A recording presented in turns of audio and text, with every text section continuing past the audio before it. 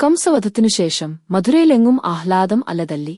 കംസനെ ഭയന്നു ദൂരദേശങ്ങളിൽ കഴിഞ്ഞിരുന്നവരെ കൃഷ്ണൻ തിരികെ വരുത്തിച്ചു. രക്ഷയ്ക്കായി കൃഷ്ണ ഉള്ളപ്പോൾ ആർക്കെന്തു ഭയം?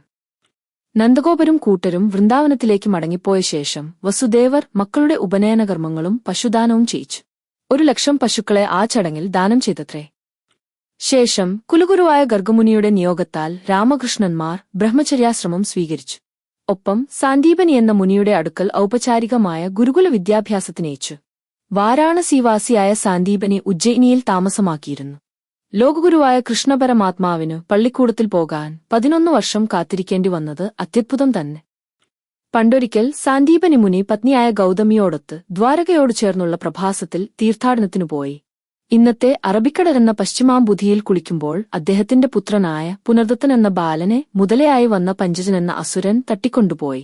അന്നുമുതൽ ദുഃഖിതനായി കഴിഞ്ഞ സാന്ദീപനിക്ക് രാമകൃഷ്ണന്മാരുടെ സാമീപ്യം ആശ്വാസമായി.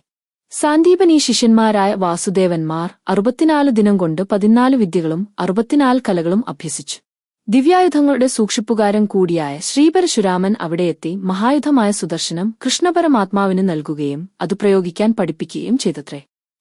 ഒരുനാൾ ഭഗവാൻ ശ്രീശങ്കരൻ കൃഷ്ണമുരാരിയെ കാണാൻ അവിടെയെത്തി.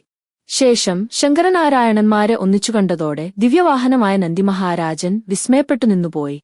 മധ്യപ്രദേശിലെ ഉജ്ജയിനി ജില്ലയിൽ ക്ഷിപ്രാനദിക്കരയിലുള്ള സാന്ദീപനി ആശ്രമത്തിലെ സർവേശ്വരലിംഗത്തിനു മുന്നിൽ മാത്രമാണ് നിൽക്കുന്ന രൂപത്തിൽ നന്ദിമഹാരാജന്റെ വിഗ്രഹമുള്ളത്.